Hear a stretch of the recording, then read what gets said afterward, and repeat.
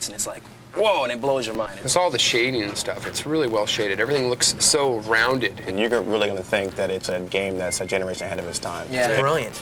Last second timing stuff in there where you have to jump real quick. I think a lot of people are going to be surprised at the kind of game that Donkey Kong Country is.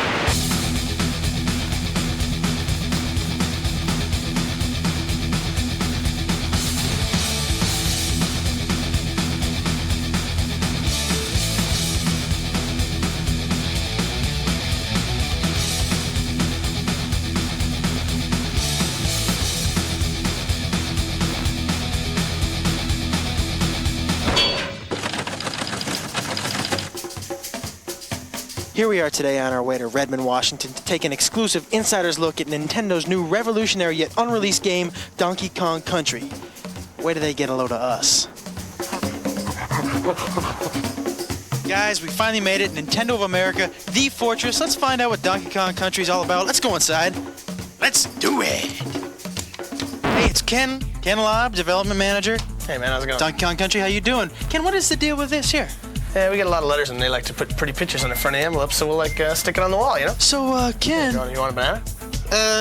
No thanks. Ken, I want in on this Donkey Kong Country thing. I want on the inside. I don't know. Ken, me and you, pal, we go back a long way? Come on. What do you think? Old time's sake? Okay, I'll take you to the treehouse. The treehouse? Gotta hope there's no climbing involved. Here it is. What's the password? Diddy. Password? Diddy? Yeah!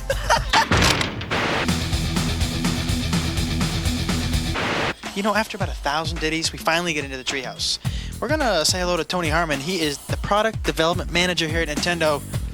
Tony, how you doing? Pretty good. Welcome to the treehouse. Thank you very much. And I want to know, the story behind the game. I'm here to talk about the story. I'm the wrong guy. We need to get Dan here. This is Dan Osen. Oh, Dan! What's up? How are you? Pretty good. Good, Dan. I want to know something about this story.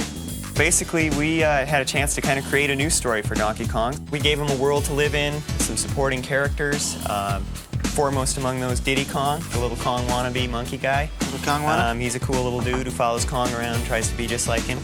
The story actually picks up with Diddy sitting in the jungle guarding the banana horde. No sooner does the storm start, nightfall, Kremlings come, stuff Diddy in the barrel. What are...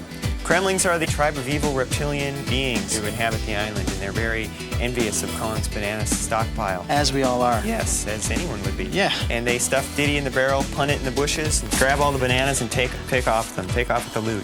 Donkey wakes up and... Next day, Kong wakes up, where's my bananas? He goes out to find him. Rescue his little buddy, find out where he is. But Kong's angry, he's got his little buddy back, but he needs his bananas. So we get the Kremlins, we got Diddy, and we get the big fella. Tony, did you have a favorite character? Are there more characters in this? There's a lot of characters. I like the whole Kong family. We got Cranky. Cranky's the star of the original Donkey Kong game. Still alive, is he? Dad or grandfather played that game. Wow. Then we also have Funky Kong. Funky is kind of the California surfing kind of Funky Kong. Yeah, he That's runs nice. Funky Flights, and the Funky Flights allow you to fly around to different parts of the game. We also got Candy Kong. Candy Kong is Donkey Kong's love interest. Okay, good. I was wondering, maybe I could take a look at the game? Yeah, sure. Right over here. These guys are so easy. Yeah. This is Armand, and this is Rich. Hey, how you doing? Oh, hey. These guys test Donkey Kong Country for a living. We have hundreds of areas in Donkey Kong Country, and these guys have to play each area probably 100, 200 times each, weeding out all the bugs. This is a prototype board. There's 8 chips on this, 4 meg each, which makes it a 32 meg game, the biggest game ever. This 32 megs allows us to do a variety of action and a variety of backgrounds. We have snow levels, jungle levels, The pyramid type levels. pyramid levels, The cave scaffolding levels, level. The forest levels. The industrial level. Underground, factories, all kinds A of lot of different bizarre levels places that you wouldn't expect to find on an island. Yeah, it does. We've got a bunch of guys that call it goodies. These guys help you out. We got Ramby, who's a rhinoceros, who bashes through some walls, helps you find some hidden areas. We got Winky the frog. He's bad. He can jump on top of Can't like forget Espresso either. Yeah, we got Espresso. That's an ostrich, a flying ostrich with these little bitty wings and goes flapping along the top of the screen. We have a lot of other special effects we do as well. On the snow level, we have 12 different layers of snow going back and forth. We have forest levels with parallax scrolls for dimension in the game. How did this project get started? Visited my friends at Rare. Rare's been working with Nintendo for a number of years, and Tim Stamper, the head creative person there, was telling me about an idea he had to make a game out of fully rendered characters. Tim, I was just curious as to how you made them look so real. Because we're based in Twycross, we have a zoo about 2 miles away. Ah, you went to the zoo. The zoo, yeah, and had a good look at the gorillas and the monkeys, and with video cameras, it was pretty funny. Hey, big fella. Hey, there's Diddy. Diddy and Donkey. Oh, get out of the way, Diddy. How's it feel to be the prototype, fellas? Using advanced computers to produce a three-dimensional model that we can display on a computer screen. So, what do we got to eat here? Well, today we got the cream of banana soup, the banana and peanut butter sandwich. Hey, your name is George. George Zachary from Silicon Graphics. I was wondering if you could help me out a little bit in explaining the game. Sure, it's a really cool game. It was created on this thing called the Challenge, which is this really advanced supercomputer. Basically, picture 20 supercomputers in a box. Now, with all this technology, am I going to have to buy an adapter for my home Nintendo? Not at all. In fact, when the game was created on the Challenge, it was basically specially output to the Super Nintendo game system. So it basically comes in a cartridge, you stick it in the system, and you play. How do we make the roundness, the 3D? Actually, it was created on the Challenge, first in wireframe. Actually, then you grow shade them, or you can Phong shade them, and then you actually texture map them. And you can even trilinearly bitmap interpolate. That sounds a little dangerous. Let me ask you this. I heard downstairs something about ACM That's technology. advanced computer modeling. Basically, what you can do with it is it lets you create fully realistic, fully rendered 3D graphics, so the person has a sense of really being there. Same computers that we used in Terminator 2, Jurassic Park, new movies like True Lies, Mask. A year and a half later, we're closing on the finish of the game. All right, here we are. We're about to talk to two guys who play this game 24 hours a day, 7 days a week. And guess what, folks? Guess what? They get paid. This is Henry. Henry, say hello. Hey, what's up? Henry, we were wondering if maybe you could show us a couple tips, some pointers. Yeah, sure, no problem. That'd be great. Okay, well, this is the first level, and this is Donkey Kong's treehouse, and that's where we got our name from. And there's a banana arrow on top of the trees when you first start. Donkey Kong can drop down there, and he can knock the keg out of the floor, and he can roll it up against the wall and bounce back and ride it. Ah. And Donkey Kong will just cruise straight through the first part of this stage, and it's a good way to get people started off. You can just bowl over some of the tougher enemies that might have gave him a problem. Right. Yeah, hey, you hungry? You want a banana? No. Well, I guess I could show you something else, too. This is a snow level later on in the game. It is snowing.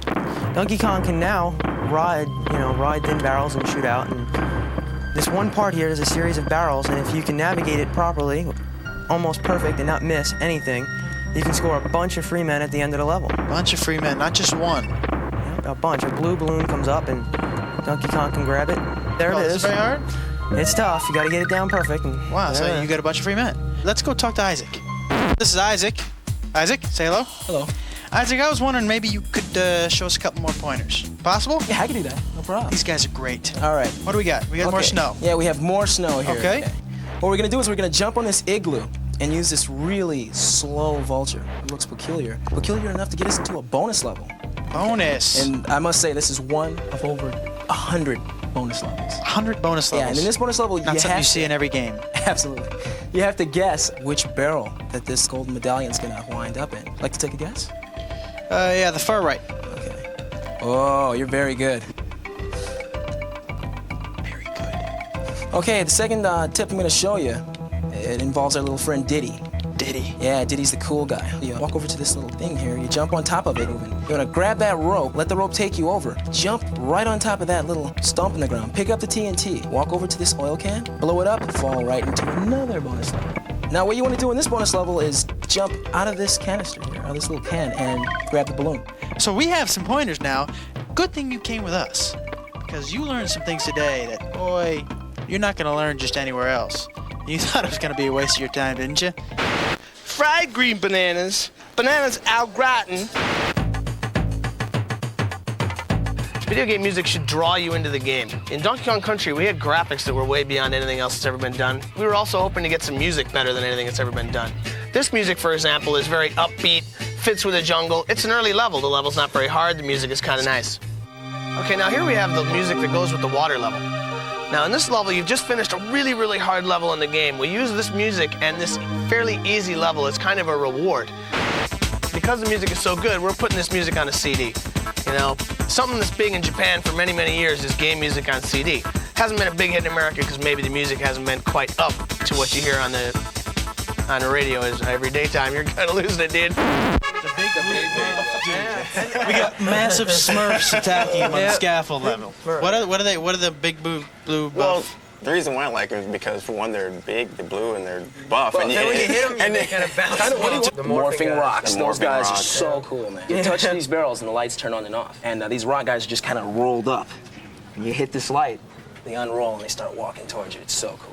And it's really... And you got to switch them on and off. Sounds a little scary. Yeah, On Guard's the fisher ride, and he just kind of pokes you with his swordfish front and Pokes the bad guys. yeah. That's Do you guys get to ride? Do we get to ride minecart? Oh yeah. The minecart was a favorite stage. That's your favorite stage? Yeah, it's a pretty cool stage. You're mining? What are we Well, doing? You're on the tracks, and a lot of them are broken, so you gotta avoid, you know, a lot of the broken tracks so you don't fall into the caverns.